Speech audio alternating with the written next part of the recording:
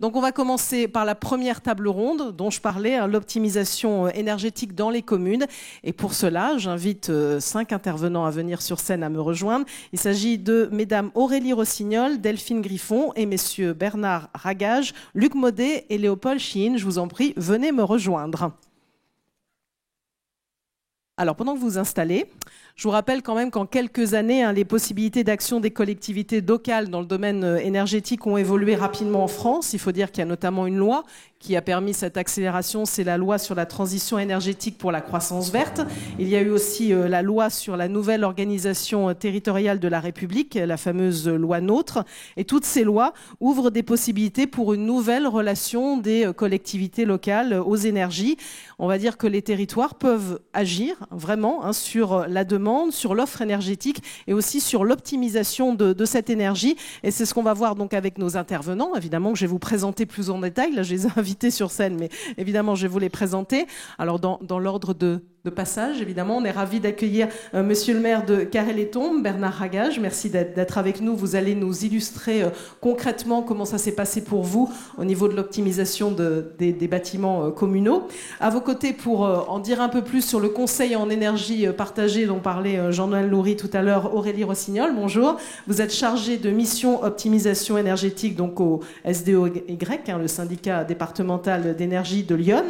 Un autre témoignage à vos côtés, Delphine Griffon, merci d'être avec nous. Vous êtes la maire de Trichet, une commune de 42 habitants et petite commune, mais vous aussi vous vous lancez, donc c'est un beau témoignage que vous allez nous apporter sur votre démarche en termes d'optimisation énergétique. On va parler aussi plus globalement, là on est à l'échelle des communes, mais c'est vrai que vous avez aussi entendu parler du plan climat air énergie territorial, voir comment aussi il peut s'adapter aux communes. Et c'est Léopold Chihine, bonjour, qui va nous en parler, qui est chargé de mission plan climat air énergie territorial au syndicat. Et enfin, pour parler de son action, alors ça en est au tout début, mais évidemment vous avez engagé la réflexion et vous allez la poursuivre. Luc Maudet, bonjour, vous êtes président de la communauté de communes Vannes et Pays d'Hôte et vous êtes aussi vice-président du pôle d'équilibre territorial et rural, PETR, comme on le fait pour résumer, du nord de Lyon. Alors on entre dans le vif du sujet avec l'optimisation énergétique des communes. Je vais passer la parole à Aurélie Rossignol. Parfois c'est vrai que certaines communes ont des envies, mais ne savent pas toujours nécessairement comment s'y prendre. Vous êtes là pour les accompagner. Vous allez nous parler en particulier du conseil en énergie partagée que vous proposez. Oui, merci. Je suis ravie de pouvoir présenter effectivement le service optimisation énergétique, le terme du service.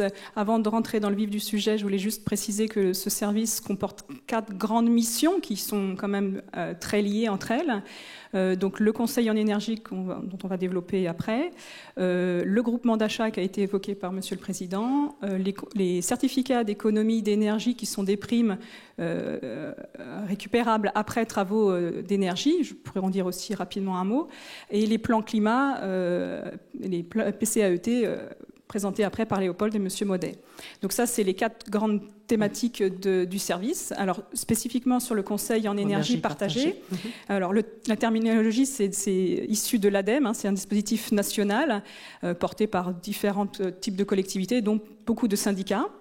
Donc, qu'est-ce que c'est concrètement? Déjà, le conseil en énergie, c'est un accompagnement des élus, des collectivités pour la rénovation énergétique des bâtiments.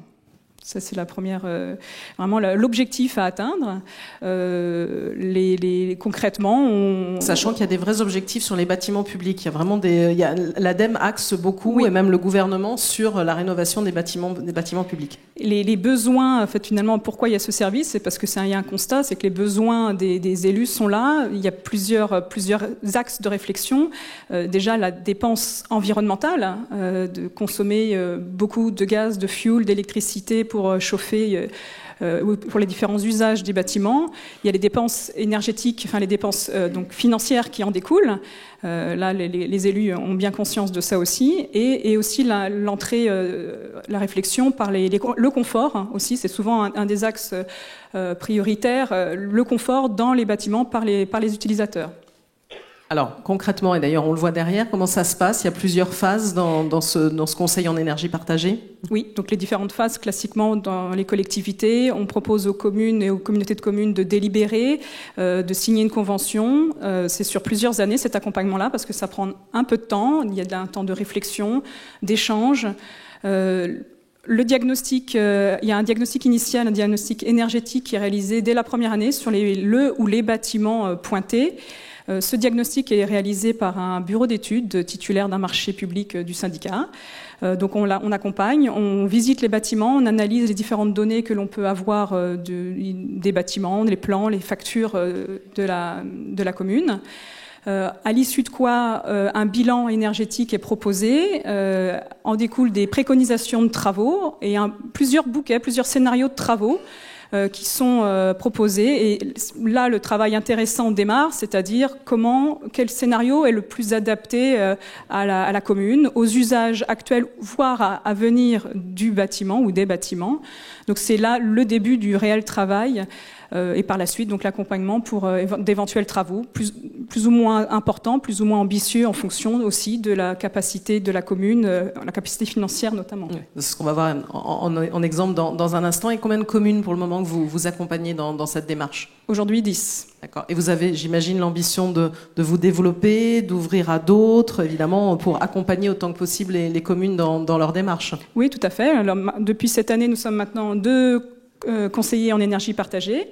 Et depuis cet été, la délibération du syndicat a permis d'ouvrir ce dispositif aux EPCI, donc les communautés de communes. Alors, des détails aussi sur les coûts que ça peut représenter, parce qu'évidemment, ça aussi, c'est une partie qui est importante. Oui, donc c'est un service qui est payant pour les collectivités. C'est 40 centimes par habitant par an, pendant 5 ans pour les communes, pendant 4 ans pour les EPCI. À cela s'ajoute, alors pour les EPCI, c'est un forfait. Il y a plusieurs tranches en fonction du nombre d'habitants dans l'EPCI. À cela s'ajoute 20% du prix du diagnostic énergétique, donc le diagnostic réalisé par le bureau d'études, parce que je le disais en introduction, c'est un dispositif soutenu par l'ADEME, par la région Bourgogne-Franche-Comté et aussi il y a des subventions européennes du FEDER qui permettent d'accompagner et les postes et les diagnostics énergétiques. Alors je vous propose de passer au témoignage, des 2 maires qui sont avec nous, que vous allez pouvoir éclairer. Peut-être qu'on pourrait donner ce micro à Madame Griffon en premier, le micro qui est devant vous, Monsieur Maudet. Vous voyez, comme ça, Aurélie Rossignol pourra aussi réagir et commenter. Donc on commence par vous, Madame Griffon, donc Delphine Griffon, la maire de Trichet, comme je disais, 42 habitants. Donc vous avez eu un parcours complet d'accompagnement en fait du syndicat, parce que au départ, donc on voit cette mairie derrière qui est quand même assez conséquente, une belle mairie, mais malheureusement en mauvais état. Et donc vous êtes dit, qu'est-ce que je peux faire? Effectivement, la municipalité, ça faisait quelque temps qu'ils réfléchissaient pour changer les menuiseries extérieures du bâtiment.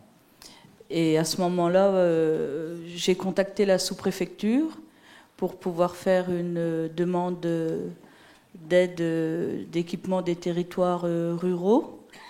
Et ils m'ont demandé d'avoir un diagnostic énergétique. Donc, vous vous êtes dit, comment je vais faire pour avoir ce diagnostic? Voilà, exactement. Du coup, en discutant avec notre responsable de collecte du Tonnerrois, en échangeant ensemble, il me dit, fais appel au syndicat, au SDEY. Il y a un nouveau service qui vient de s'ouvrir et il devrait pouvoir satisfaire aux besoins de la commune. Donc, et c'est comme ça que vous êtes allé voir le syndicat et que tout s'est enclenché. Voilà, du coup, j'ai appelé Aurélie Rossignol, où là, tout a été magique, ça s'est fait tout seul après. On a travaillé ensemble. Oui, mais c'est vrai que c'était bien, parce qu'il y a eu la délibération donc à prendre, effectivement, pour adhérer. Ensuite, la délibération pour signer la convention. Ensuite, il y a eu le contrôle qui est venu, le prestataire qui est venu faire le contrôle du diagnostic énergétique. Ensuite, on s'est rencontré avec le conseil municipal et le prestataire et Aurélie Rossignol pour donner les résultats au conseil. Suite à ce résultat, ça a été dit qu'il fallait isoler, en fin de compte, tout le bâtiment avant de changer les menuiseries. Donc ça a changé un peu l'optique de la commune parce que c'était pas ce qui était prévu au niveau financier. Oui, j'imagine ça a augmenté sensiblement les coûts. C'est des travaux qui sont de l'ordre de quel chiffre à peu près? Il faut compter entre 50 et 60 000 euros. Oui, quand même, ce qui représente une somme conséquente pour vous. Ce qui fait qu'on va le faire sur plusieurs tranches parce que la commune, on ne peut pas se permettre de le faire en une tranche. Mais la municipalité a fait le choix de faire les économies d'énergie. Donc, suite à ça, en le faisant en plusieurs tranches, donc on va isoler et faire en même temps des menuiseries sur plusieurs années. Donc Aurélie Rossignol, la mairie a pu bénéficier de subventions qui ont fait que le coût est conséquent, mais quand même peut réduire très sensiblement la facture pour une petite commune comme celle de Trichet. Oui, dans cet exemple, on a pu monter ensemble des dossiers de subvention. Donc la DETR, la subvention du Conseil général, du Conseil départemental Village de Lyon. Donc sur la première tranche de 25 000 euros, les subventions permettront de couvrir, donc elles ont été accordées. Là, les travaux démarreront sur la fin d'année. C'est ça? Sur la fin d'année, la tranche. Oui, on n'a plus qu'à signer. Ça devrait démarrer prochainement. Et les subventions permettront de couvrir 75% de la dépense de la première tranche. D'accord. Et donc c'est ce que vous disiez, vous allez peut-être être contraint quand même de faire ça en 2 voire 3 fois, parce que c'est vrai que c'est lourd quand même pour une commune. Oui, on n'a pas le choix. On ne peut pas se permettre. Bien sûr. Voilà. Mais en même temps, vous n'aviez pas le choix de laisser finalement tomber ce bâtiment qui se dégradait sérieusement. Donc ça a été aussi le meilleur choix pour vous Oui, effectivement. On ne peut pas se permettre de laisser dégrader des bâtiments, surtout qu'il est en bon état. Le reste du bâtiment est entretenu. Ça aurait été dommage que les menuiseries ne soient pas réalisées. Et alors qu'en faisant du coup l'économie d'énergie, tout va se trouver restauré. Et puis en plus, j'imagine, vous pourrez calculer le coût aussi de réduction des économies d'énergie, parce que vous parlez d'isolation. Là, on n'est pas que sur des menuiseries finalement. Non, sur un autre enjeu. On isole le bâtiment entièrement, plus les menuiseries extérieures, ce qui devrait nous représenter une économie entre 40 et 50% d'économie. Et sur le retour en investissement, sur 8 ans, ça devrait faire un retour en investissement sur 8 ans grâce aux subventions, bien entendu. Donc c'est ce qu'on voit, c'est quand Aurélie Rossignol, ça peut coûter cher au départ, c'est vrai, mais il y a un vrai retour sur investissement auquel il faut penser. Il faut penser au long terme. Alors, on va poursuivre avec l'exemple de Bernard Ragage, donc le maire de Carré-les-Tombes. Là, on est dans une autre démarche. 750 habitants, c'est bien ça, je ne me trompe pas? À peu de choses près, en arrondissant. Là, le syndical est arrivé en cours de réflexion, parce que vous aviez déjà engagé une réflexion sur votre patrimoine. Oui, alors, tout d'abord, mesdames, messieurs, chers collègues, bonjour à tous. Je ne vous vois pas forcément, comme le disait le président. C'est vrai qu'on a une lumière très forte. Voilà. Oui, alors effectivement, nous, notre démarche et notre approche des services du SDE était un petit peu contrainte. C'est-à-dire que nous avions déjà une chaufferie bois qui a été installée, qui a été construite il y a une dizaine d'années, qui fonctionnait mal. Elle fonctionnait mal parce qu'elle a été surdimensionnée. C'est-à-dire on s'est aperçu qu'elle avait une capacité beaucoup plus importante. Nous avions la nécessité de réhabiliter l'école, qui est un bâtiment ancien. Tous les bâtiments de la commune sont du 19e siècle pratiquement, et donc évidemment avec des besoins en termes d'amélioration thermique, énergétique. Et puis nous avions des chaudières fuel vétustes. Donc tout ça nous a amené à réfléchir à ce qu'il fallait faire et qu'il était urgent de faire. Donc notre motivation était en 3 directions, la recherche des solutions techniques permettant de maîtriser nos dépenses d'énergie, utiliser la ressource locale, puisque Carré-les-Tombes fait partie du parc naturel régional du Morvan et que le massif forestier est à 48% sur le secteur. Et puis s'inscrire dans une démarche de développement durable, puisque c'est aussi la raison vertueuse de nos réflexions. Alors, dans le cadre de cette réhabilitation, on a été amené, enfin notre projet s'est trouvé éligible au programme Énergie-Climat Bourgogne sur le plan 2015-2020 et éligible également au certificat d'économie d'énergie. Dans le cadre du territoire, là aussi du parc naturel régional et en collaboration avec les services du parc, dans le cadre du programme économie d'énergie dans les territoires à énergie positive pour la croissance verte. Les fameux TEPCV. Habituellement TEPCV, voilà. Et donc c'est à ce moment-là que nous nous sommes rapprochés, si je puis dire, puisque Aurélie Rossignol, sur ce dossier-là, a commencé de nous apporter son aide, ses conseils. Et donc, à la suite de ce projet qui était donc déjà engagé, on a dit pourquoi ne pas poursuivre la réflexion et la démarche, puisqu'on a plusieurs bâtiments aussi anciens que divers. Et donc, nous avons, sur les conseils d'Aurélie, nous avons adhéré à la démarche et donc nous avons signé la convention le 19 décembre 2016 sur une mission de base pour un diagnostic sur les 7 bâtiments communaux. Sachant que le diagnostic sur l'école, c'était un complément, mais qu'il avait déjà fait l'objet. Vous étiez parti de l'école et finalement vous arrivez à 7 bâtiments. Voilà. Et puis on a ajouté la mission particulière de sensibilisation aux économies d'énergie qui va être développée.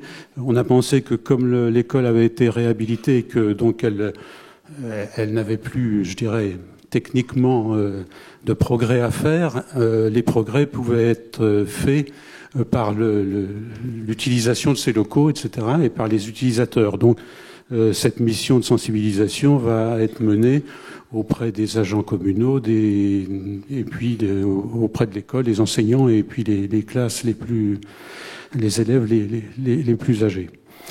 Donc, pour parler de cette mission, donc le cabinet réalise un diagnostic, un constat de l'existant. Il dresse un bilan énergétique et environnemental. Et donc, c'est d'ailleurs intéressant parce que ça a permis de constater quelque chose qui ne vient pas nécessairement à l'esprit dans un premier temps, que le bilan énergétique et le bilan environnemental ne sont pas nécessairement complémentaires ou voilà. Ah oui, c'est ce que vous avez, ce que vous avez constaté. Oui, alors je l'ai constaté à partir de cette étude, puisque la synthèse qui nous est rendue dresse donc le constat, les performances énergétiques et environnementales de chaque bâtiment et classe ces bâtiments en fonction, en 3 catégories en ce qui nous concerne, et donc notamment, donc il y a les sites dont le coût annuel est faible, donc sur lesquels on pourrait dire à la limite bon, il n'y a pas urgence à intervenir, mais à performance énergétique mauvaise. Donc selon que l'on s'oriente plus particulièrement sur l'aspect économique ou sur l'aspect environnemental, le choix ne sera pas forcément, enfin dans le classement que l'on va faire ne sera pas forcément le même. Mais en tout cas, ce diagnostic prouve qu'on peut faire des priorités et faire un choix après à partir de ce qu'on a donc comme document. À l'issue du diagnostic, on nous propose, donc il y a des recommandations et on nous définit les potentiels que l'on a malgré tout, et puis donc ce qui nous amène à pouvoir faire un choix sur les urgences, voilà. D'autant que nous avions, je ne sais pas s'il est nécessaire d'en parler, mais nous avions un autre projet qui démarrait. Si, c'est intéressant comme projet. Vous pouvez en parler. C'est la maison des artisans, c'est ça? Et donc là, sur ce projet, effectivement, le diagnostic et l'étude et la collaboration d'Aurélie Rossignol nous a apporté, puisque nous lançons un projet qui s'appelle Maison des apprentis, c'est-à-dire qu'on avait pu constater avec le président de la Chambre économique de la Vallonnais et puis les commerçants et artisans locaux qu'il y a en permanence sur la commune entre 20 et 25 stagiaires, apprentis, voilà, et qui avaient du mal à se loger, quoi. Et parfois même les parents hésitaient à confier ces apprentis aux artisans locaux parce que ça nécessitait des déplacements en mobilette ou en scooter l'hiver sur les routes du Morvan. Bien. Donc on avait un grand espace, un grand logement qui était inoccupé au-dessus du cabinet médical et dont on ne savait pas vraiment quoi faire. Et il se trouve que c'est ces locaux qui, en termes énergétiques, présentent le plus d'intérêt à être réhabilité parce que c'est le bâtiment dont le coût annuel et la performance énergétique sont les plus mauvais, entre guillemets. Donc ça nous a permis d'étayer notre dossier et puis de lancer ce projet. Donc nous réalisons dans ces locaux 4 studios et 2 F2 pour accueillir les apprentis, les stagiaires, éventuellement les remplaçants des professions médicales ou paramédicales, voilà. Donc voilà comment on est venu et voilà. Vous avez été accompagné. Et je précise aussi que dans notre réflexion, comme le disait Aurélie, le coût n'est pas un obstacle, puisque finalement le financement de ces études fait que c'est quelque chose de vraiment minime dans le budget lorsqu'on a des dossiers à construire. Alors justement, j'avais besoin d'éclairage d'Aurélie Rossignol en termes de retour aussi sur investissement. Il y a déjà eu des travaux qui ont été réalisés sur l'école. Là, on sent vraiment aussi, on va dire, l'impact positif, comme on dit. Oui, alors sur le coût de l'étude, effectivement, par exemple sur Carré-les-Tombes, le diagnostic sur 7 bâtiments, c'était de l'ordre de 4 600 €, je crois. Tarif plein auprès du prestataire. Le reste à charge pour la commune, c'était de 840 €, 815 €. Et l'accompagnement des 40 centimes par habitant pour une commune comme Carré, c'est 220 € par an. Voilà, pendant 5 ans. Monsieur Ragage a parlé aussi de certificat d'économie d'énergie. Vous aussi, vous en avez parlé. C'est aussi un outil qui peut être intéressant pour une commune. Oui. Alors, je ne développerai pas le mécanisme des certificats. Le mécanisme parce que est complexe. J'avoue que même, j'ai beau le regarder dans tous les sens, j'ai encore du mal à le comprendre. Alors, effectivement, juste pour expliquer ce que c'est tout simplement quand on fait des travaux d'économie d'énergie, sur certains types de travaux, on peut récupérer une prime par la suite. Voilà, il faut déjà avoir ça en tête, suivant les travaux. Alors, c'est pas à rentrer dans le plan de financement en amont, puisqu'on ne sait pas exactement quel sera le montant de cette prime. Mais voilà, je la nomme souvent la cerise sur le gâteau. Après, ça permet de réenclencher éventuellement un petit plus derrière dans la continuité si les travaux se font sur plusieurs étapes. Ça peut être aussi pour les particuliers dans l'achat de pompes à chaleur, oui. enfin ce genre de démarche. C'est un dispositif finalement pour les agriculteurs, tout à chacun. Oui. Et alors, dernière précision sur la sensibilisation aussi. Ça, c'est un aspect. Vous avez parlé notamment les agents. Bon, là, vous avez décidé aussi de l'ouvrir aux enfants. C'est vrai que c'est aussi un objectif, mais ça fait partie aussi du conseil que vous apportez. Oui, dans le diagnostic, on a une option sensibilisation des utilisateurs des bâtiments, donc qu'on propose à chaque fois aux collectivités. Dans le cas d'une école ou d'une mairie, c'est bien de pouvoir aussi sensibiliser les agents des mairies, les secrétaires, les agents techniques. Et comme là, c'était dans le cadre d'une école, on s'est rapproché du parc du Morvan. Ils ont la chance de pouvoir être dans le parc du Morvan et donc d'avoir déjà des animateurs qui réalisent des animations scolaires sur ces thématiques-là. Donc on va pouvoir monter ça sur l'année scolaire 2018-2019. En tout cas, merci à vous pour cette présentation très concrète de ce qui se met en place en termes d'optimisation énergétique des communes. On va élargir un petit peu le champ et parler en dimension de territoire, mais vous allez voir que c'est aussi en lien avec les communes, puisque ce conseil en énergie partagée dont on parlait, c'est une action très concrète du plan climat, air, énergie, territoire, donc territorial. Donc je vais passer la parole à Léopold Chihine, qui est en charge de ce sujet, donc au sein du syndicat. D'abord, peut-être expliquer un peu globalement, sans évidemment rentrer dans des hautes sphères, mais ce qu'est ce plan climat et finalement en quoi cette démarche peut se rapprocher d'autres politiques comme communauté de communes ou celle des communes en particulier dont on parlait. Oui, bonjour à toutes, bonjour à tous. Le plan climat, air, énergie territoriale, c'est avant tout un projet d'avenir. C'est un projet d'avenir qui considère les enjeux écologiques, les enjeux énergétiques, pour inscrire ces enjeux finalement environnementaux dans les perspectives des territoires. Alors, plan climat, air, énergie territoriale, PCAET, c'est un sigle et un petit peu sibyllin.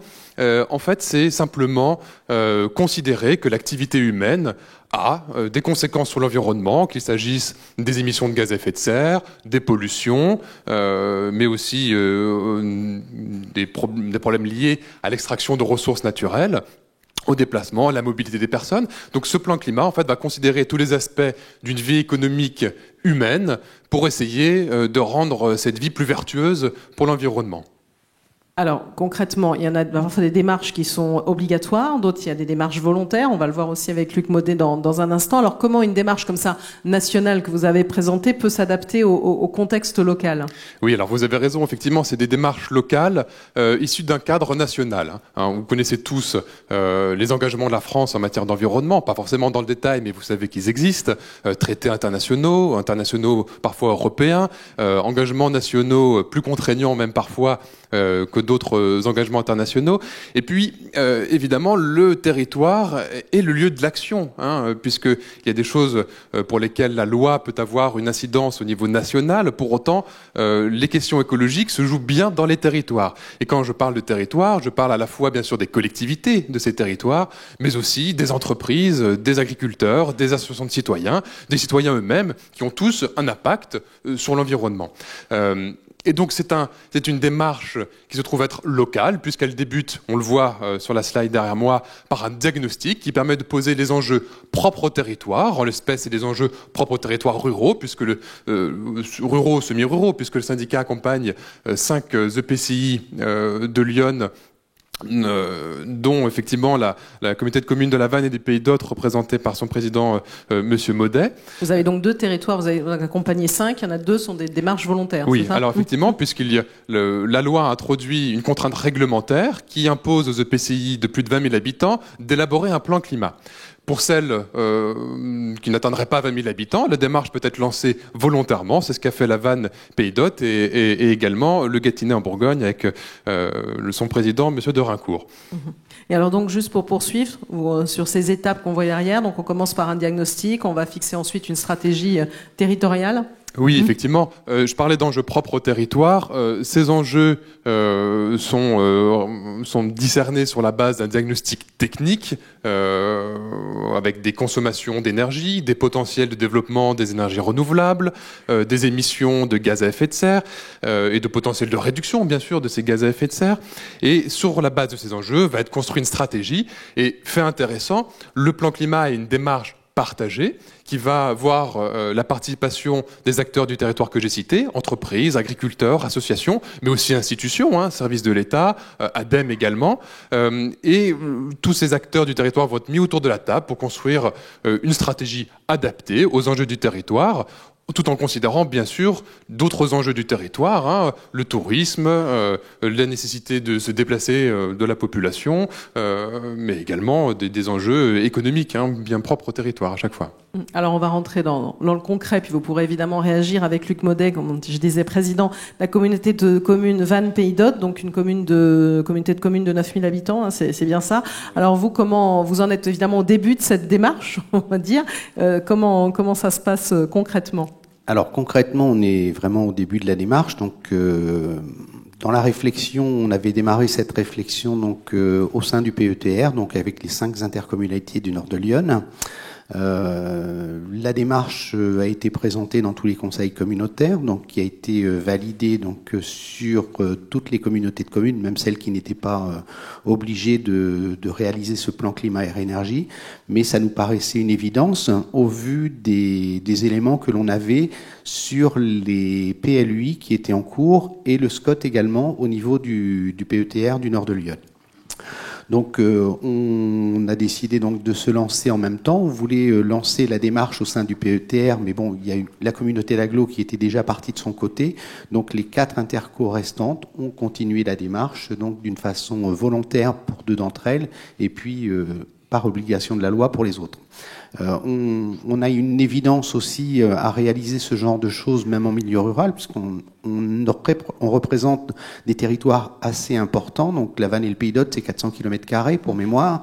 Donc on ne peut pas écarter en fait les aspects de plan climat air énergie de ces territoires, puisque tout ce que pourront faire les autres intercommunalités autour auront un impact sur l'avenir de notre intercommunalité également, puisque les cartes ne sont toujours pas figées, il peut encore y avoir des évolutions, on est en dessous du nombre, je dirais, requis par la loi pour rester en tant que tel. Donc ça me paraît une évidence que si un jour on se retrouve rattaché à l'intercommunalité, une autre intercommunalité, qu'on ait exactement les mêmes bases de travail et qu'on ait mené à peu près les mêmes réflexions. Alors pour ce qui est de où vous en êtes là, je disais c'était au tout début, vous avez première réunion, c'est ça, du bureau d'études. Alors donc c'est quoi votre horizon? On a eu la première réunion avec le bureau d'études donc il y a quelques temps, donc où on a commencé un petit peu à tracer le cheminement du travail qui va être réalisé. Donc on est parti sur une concertation très large. C'est-à-dire qu'on part aussi bien avec les élus que les associations, que les acteurs économiques du territoire pour avoir le maximum d'éléments dans cette phase diagnostique. D'ailleurs, vous allez lancer aussi une campagne de communication, parce que ça c'est important aussi, on parlait de pédagogie tout à l'heure, mais de faire connaître, de mobiliser aussi les habitants sur ces sujets. Voilà, donc la campagne de communication va commencer là après notre premier séminaire qui doit être début décembre. Donc on va faire une phase de concertation où on va inciter les habitants à se manifester et puis à réagir à cette démarche. À réagir. Et alors donc il y a peut-être déjà, même si vous allez faire un diagnostic, est-ce que vous avez déjà des idées, des leviers d'action? Est-ce que vous avez déjà une idée des actions que vous allez pouvoir, on parlait de stratégie d'action tout à l'heure avec Léopold Schilling, les axes sur lesquels vous pourriez intervenir? Alors pour le moment, il est encore un peu tôt pour définir les axes sur lesquels on doit intervenir, mais il y a beaucoup d'éléments sur le territoire qui vont poser question. Donc on a tout ce qui est énergie renouvelable, donc qui se met en place sur les territoires. Donc je pense que on doit notamment avoir notamment l'éolien, c'est un sujet. Oui. Donc notamment l'éolien. Donc je pense qu'arrive un moment, il faut que tous ces développements se fassent avec une certaine cohérence territoriale. Et puis une acceptation de la population également. C'est-à-dire qu'il faut qu'on avance dans la démarche. Et aujourd'hui, c'est vrai qu'on ne peut réussir que par la concertation. Et alors vous avez parlé de SCOT tout à l'heure, c'est vrai que ça se fait aussi en parallèle d'autres réflexions, SCOT, PLUI aussi. Oui, tout à fait, puisque quand on attaque les dimensions PLUI, on attaque les dimensions environnementales.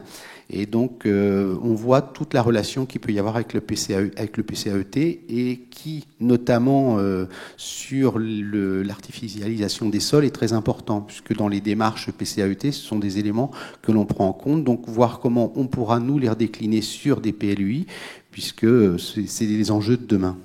Alors Léopold Schilling, on a vu cet éclairage. Comment le syndicat peut accompagner aussi une communauté de communes, comme on l'a vu dans cet exemple concret? Oui, alors le syndicat, donc comme je le disais, accompagne 5 communautés de communes, ce qui représente forcément une ingénierie interne assez importante, avec le recrutement d'un bureau d'études, le suivi de la prestation, et puis aussi un rôle d'impulsion. Bien sûr, Monsieur Maudet évoquait la campagne de sensibilisation et de mobilisation. On aura l'occasion de vivre un séminaire de mobilisation des élus et des agents des communautés de communes, qui est un séminaire très important parce qu'il permet de mobiliser en interne toutes les personnes autour de ces thématiques environnementales qui sont vraiment importantes. Et je crois vraiment qu'aujourd'hui la population attend véritablement des pouvoirs publics une prise de conscience et le fait d'aller de l'avant sur les questions environnementales, c'est quelque chose qui parle aux gens. Il y a une attente très forte et c'est pour ça que ces campagnes de communication sont importantes, parce qu'il faut faire connaître cette démarche pour que les citoyens puissent effectivement y participer. Alors une question me vient à l'esprit en vous écoutant. Vous avez montré évidemment des exemples très concrets, des démarches parfois volontaires. Peut-être certains élus peuvent se dire ça me semble complexe, ça peut être cher, lourd à mettre en place. Qu'est-ce qui peut leur donner envie d'y aller ? Qu'est-ce que vous diriez les uns les autres, Léopold ? Bon, il y a bien sûr le rôle d'accompagnement du syndicat qui se veut fédérateur à l'échelle du département en favorisant la cohérence des projets. Simplement sur la façon dont seront portées les actions, on a parlé tout à l'heure de stratégie développée sur la base des enjeux identifiés sur les territoires. Cette stratégie sera après déclinée en un plan d'action. Et si c'est bien la communauté de communes qui pilote le plan climat, son élaboration, les actions qui seront fléchées dans le plan climat seront portées par tous les acteurs du territoire. Et c'est ce qui en fait une démarche particulièrement innovante. La communauté de communes, bien sûr, portera certaines actions. Elle peut porter des actions de rénovation énergétique, comme Aurélie et Madame le maire et Monsieur le maire en parlaient tout à l'heure. Mais c'est peut-être aussi des actions que peuvent porter d'autres acteurs du territoire, des artisans, ça peut être des actions portées par des associations de citoyens.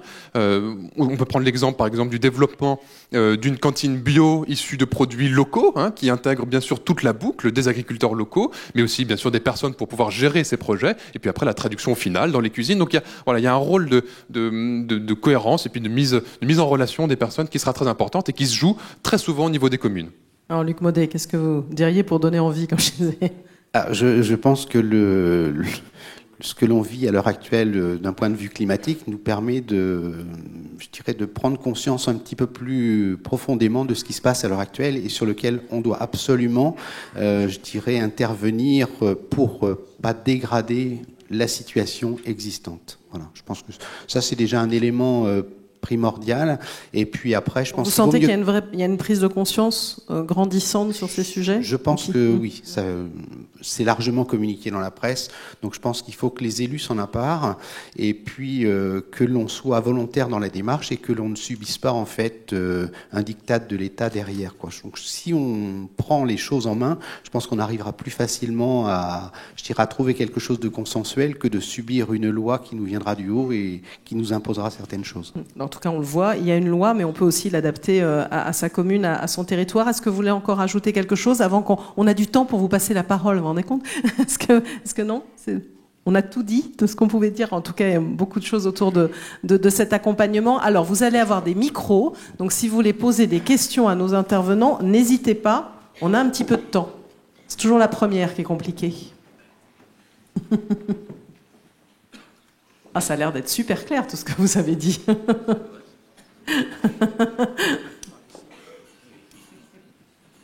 Vous n'allez pas me dire qu'on va être en avance à ce rythme-là. Ça va être formidable. Vous êtes sûrs ? Vraiment pas de questions ? Tout est clair pour vous tous ? Bon, écoutez, je vais pouvoir dire merci à... Ah, si, il y a une question. Ah, formidable. Moi, je me dis toujours, il faut toujours se lancer. Je vous en prie, monsieur. Alors, n'hésitez pas, vous pouvez vous présenter et poser votre question. Allô ? Bonjour. Alain Mathieu, donc je suis très impliqué, j'ai été impliqué dans tous les syndicats d'énergie. Une question pour clarifier, pour aider au débat sur l'aspect financier, et sans vouloir ternir tout l'intérêt que je partage totalement. On parlait de subventions tout à l'heure, donc pour la mairie de Madame, vous disiez donc à peu près les retours d'investissement sur investissement étaient en 8 ans, mais déduction faite des subventions. Ce qui veut dire que si on réintègre l'ensemble de l'argent public, puisque c'est de l'argent public, les subventions, le retour sur investissement de certains travaux peut quelquefois monter à 15, 20 ans, 25 ans, on est d'accord. Alors, en étant un peu provocateur quand même, est-ce que, confronté à un patrimoine et à des choix, est-ce que quand on est confronté à des travaux avec un retour sur investissement net, enfin plutôt brut, je dirais en l'occurrence, toute subvention confondue, qui peut aboutir à 20, 25 ans, est-ce que c'est pas cornélien, quelquefois, de dire qu'on va investir dans un bâtiment pour des aspects énergétiques. Alors, certes, il y a des connotations qui ne sont pas que énergétiques, qui sont de mise en valeur du patrimoine, par exemple, mais est-ce qu'il n'y a pas d'autres choix d'utilisation de cet argent public qui pourraient être, par exemple, de plus développer des énergies nouvelles renouvelables Ça veut dire que le bâtiment perdrait toujours de l'énergie, mais serait alimenté avec une énergie qui serait plus facile, plus locale, et qui consommerait moins, par exemple, d'énergie fossile ou autre. Donc comment y a-t-il un vrai diagnostic sur des stratégies d'évitement pour utiliser au mieux l'argent public? Aurélie, on signale. Oui, alors dans l'exemple de la commune de Trichet, c'est vrai que c'est une commune petite, hein, avec un usage des bâtiments. Le bâtiment n'est pas utilisé à 100% toute la semaine. Donc c'est la question du changement du système de chauffage n'avait pas d'intérêt dans ce cadre-là. Mais effectivement, les deux questions se posent et sont travaillées en parallèle. D'un côté, les économies d'énergie et de l'autre côté, le changement éventuellement de la source d'énergie qui pourrait être renouvelable, hein, après potentiellement une étude de faisabilité qui peut être menée dans un second temps. Le diagnostic que l'on présente aujourd'hui, c'est un diagnostic en amont qui permet d'avoir une photographie, je dirais, à l'instant T. Après, si on décèle des possibilités d'énergie renouvelable, cela peut découler sur des études de faisabilité, chaufferie bois, photovoltaïque, solaire thermique. Voilà, effectivement, les deux réflexions se posent. Je ne sais pas si j'ai répondu à votre question. Mais... Merci. Alors, est-ce qu'entre-temps, une question vous est venue à l'esprit? Par là-bas, je crois. Alors... Après, c'est aussi une philosophie, hein, parce que moi, j'ai une voiture diesel, j'ai pris une hybride. Je n'ai pas l'impression d'avoir des grosses économies. C'est dit qu'il y avait une voiture qui est un peu moins puissante, et je roule un peu moins vite d'ailleurs. Mais bon, parce que j'ai voulu le faire, parce que je pensais que pour demain... Paul Hennequin de la Clé du Sénonais. Ma question est un petit peu en dehors de la Réunion. C'est au niveau de nous tous habitants. Nous sommes sollicités tous les jours, plusieurs fois, par des organismes qui se réfèrent d'Engie, qui se réfèrent des lois, etc., etc. Que peut-on faire et que peut-on donner comme suite pour des habitants? Ah. Quand on est sollicité finalement par tout type de groupes sur de l'énergie, sur des énergies. Au niveau de la collectivité, c'est au niveau de l'individu. Oui, alors au niveau de l'individu, effectivement, hein, il y a bien sûr une logique commerciale de la part d'entreprise qui est parfois pas mauvaise. Hein. Au niveau de l'individu, il existe des espaces info-énergie portés dans Lyon par l'ADIL qui renseignent de manière très objective sur ce qu'il vous est possible de faire en matière de rénovation énergétique et d'installation d'unités de production d'énergie renouvelable. Et ce sont vers ces organismes que les citoyens, les particuliers peuvent se tourner. C'est justement la réponse que je fais à ces organismes. Il y a suffisamment d'organismes bien référencés. Et vous, pourquoi voulez-vous installer à faire proposer telle ou telle chose merveilleuse? Je pense que ce sont des véreux.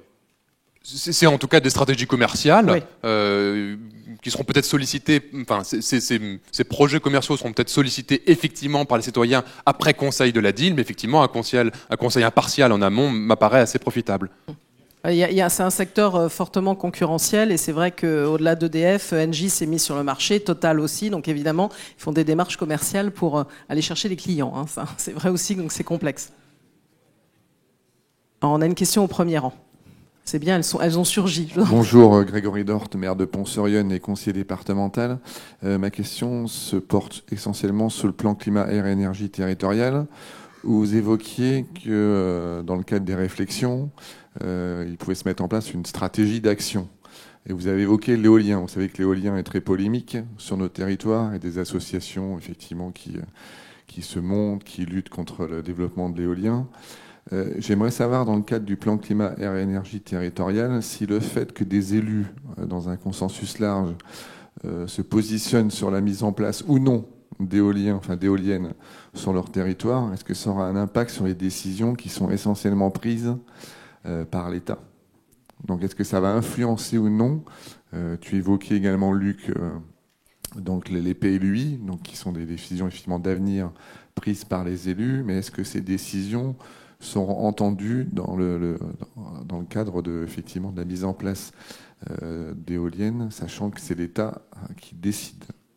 Voilà ma question. C'est toute la dimension entre le territoire et les décisions de l'État aussi. Luc Maudet, oui. Je pense que si le territoire prend une position stratégique par rapport à l'éolien, donc il y a peut-être quelques outils qui permettent d'éviter de subir l'éolien, mais ça reste quand même, je dirais, la main des propriétaires, de la commune, avant que ça ne remonte à l'intercommunalité. Donc le retranscrire dans un PCAET, à mon avis, ça risque d'être très difficile, parce qu'aujourd'hui, c'est quand même bien sur les communes que naissent les projets éolien. Donc là, je pense que c'est assez difficile à maîtriser au niveau de l'interco. Alors, s'il y a encore une question, on a le temps de la prendre. Je vois pas toujours nécessairement bien parce que la lumière est forte, comme on disait. Et encore une question. Alors, on va vous passer le micro. Voilà, pour la dernière question avant de poursuivre. Je vous en prie. Oui, bonjour, Romain Chassaigne du Laboratoire national de métrologie et d'essais, département efficacité énergétique. Alors plus qu'une question, c'était une remarque en fait par rapport à la première intervention qu'il y a eu tout à l'heure sur parfois une confrontation qu'on peut avoir entre la rénovation énergétique ou alors l'utilisation d'énergie renouvelable. Il y a aussi en fait quelques exemples où les deux aspects vont pouvoir se regrouper, notamment dans l'aspect rénovation des toitures, au niveau des isolations, au niveau de l'intervention sur les charpentes. On a également, on peut développer en fait des toitures qui vont être solarisables aussi. Donc, par le biais en fait de la rénovation énergétique des bâtiments, on peut également impulser l'implantation, par exemple, du photovoltaïque sur un territoire. Voilà. Merci pour cette précision. Écoutez, je vous remercie. Je remercie tous nos intervenants pour cette première table ronde. On peut les applaudir. Allez. Merci à vous.